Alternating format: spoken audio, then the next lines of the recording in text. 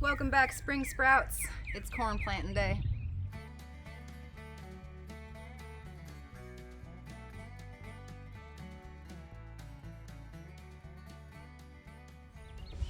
I am excited to actually get some corn this year. Last year we only had a patch about half this size, so we were able to expand. Josh did most of the hard work. I did try to keep up.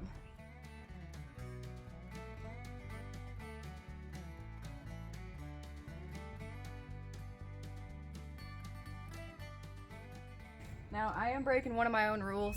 We've been talking a lot about crop rotation and companion planting.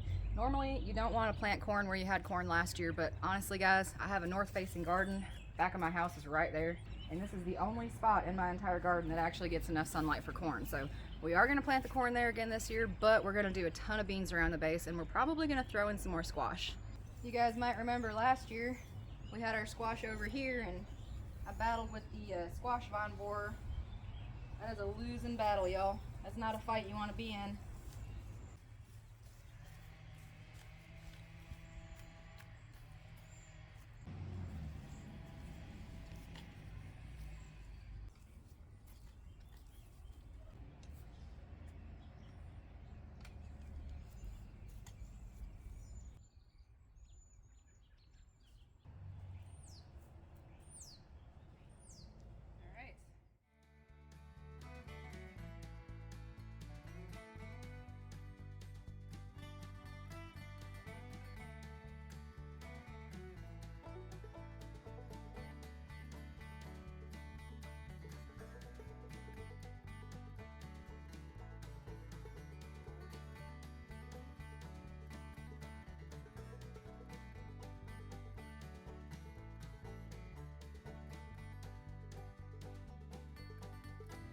Now, I did receive some advice last summer to try more of a bunching method. So this year, instead of doing just one kernel per hole, I'm actually doing 3.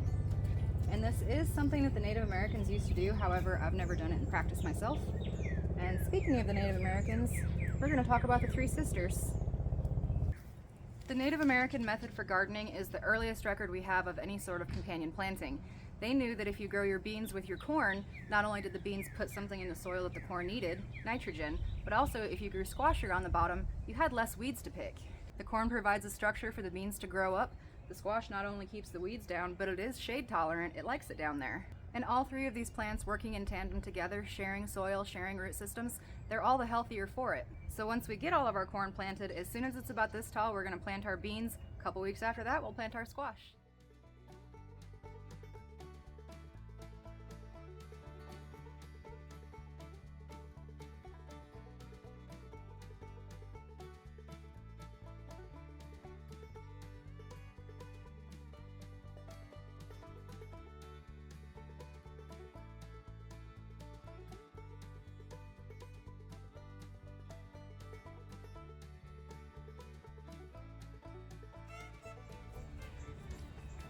All right. Whew, it's hot. Goodness. Oh, I'm glad that's done. Now we can move on to potatoes, and I can actually sit down while I do that. Okay, this sun is just absolutely fighting me, but we're gonna try to work around it. So as you guys know, we have our 2 little rows here of potato budlets. They are doing very well. I'm so proud. And now we gotta plant 2 more rows. Potatoes are one of the few things that are really difficult to hybridize, so if you just go to the supermarket, buy a bag of your favorite potatoes and leave a few, forget about them for a while, they're gonna start sprouting. You can cut them up, put them in the ground, and there you go. Which is a good thing because we're doing a little bit of both today. So these red ones are actually from Kroger. I bought a 5-pound bag of red potatoes and I saved a few and let them go to seed. These, however, I bought from Walmart. Well, actually, okay, I take that back. I think I bought these at Home Depot. But these are a Yukon gold seed potato that I bought, ready to go. And we're basically just going to compare growth rates. I want to prove to you guys that there's nothing scary about growing store-bought potatoes. So we're going to do a nice row of red right here, and we'll mark it. And then we'll do a row of the Yukon gold, and we'll see how they do.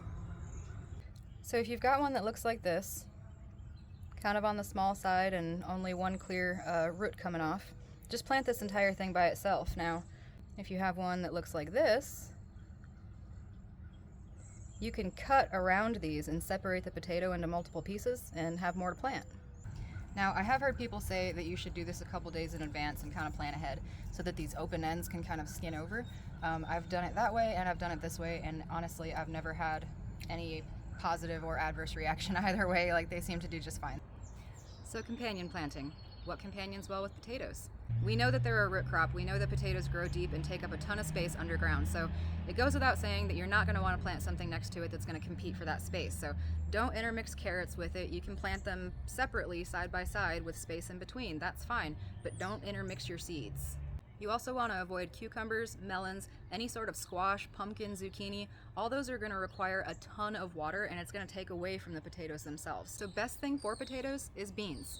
Beans get along with everybody. We've talked about this. Aside from beans, look towards sage and garlic because both of those are a natural flea beetle deterrent. We did have problems with flea beetles last season. They didn't beat us, they didn't get our crop or anything like that, but they are a pest in the garden, and if you don't take care of them, they can move off of your potatoes onto everything else. So sage and garlic are going to go a long way in preventing that. However, you don't want to plant them on top of your potatoes in the soil.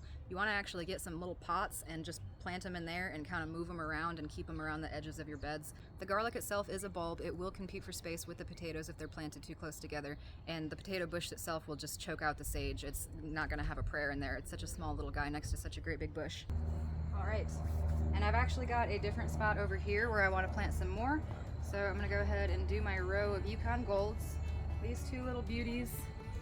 It's kind of weird because every single seed potato that I bought only actually has one little root coming off of it, whereas all of my store potatoes are just clustered up with them.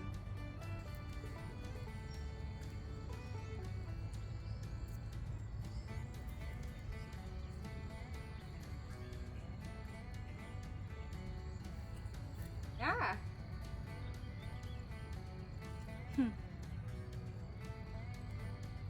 Little friend. Oh my gosh.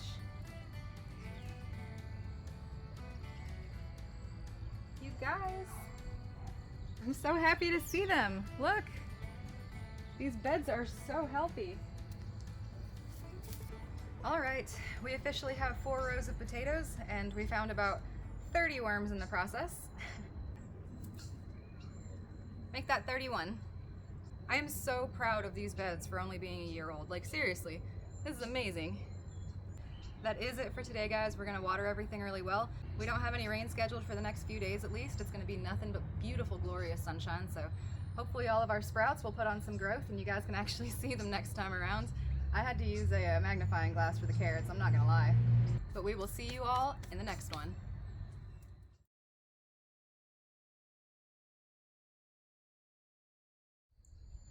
Before you go, I just want to say a huge thank you to our friends on Patreon. Honestly, so much of what we do would not be possible without you guys. I know you guys are missing the river and I'm sorry we haven't been out, but check out these spikes. Yeah, so way down here is where we set the line in and where we were fishing it and doing pretty well back in early March. And then way up here is an additional 10 feet of water over where we had our line tied. And it just keeps happening over and over again. It's really been a roller coaster. We are hoping that we can get out and fish at least for a couple weeks before we head to Kauai. We're counting down on that. Oh my gosh, like I already want to start packing. We are less than 5 weeks from leaving. It's a 13-hour flight out there and then we're gonna be there for a week. We have a ton of activities planned. You guys are gonna be with us every step of the way. It's gonna be amazing. Until next time, mahalo.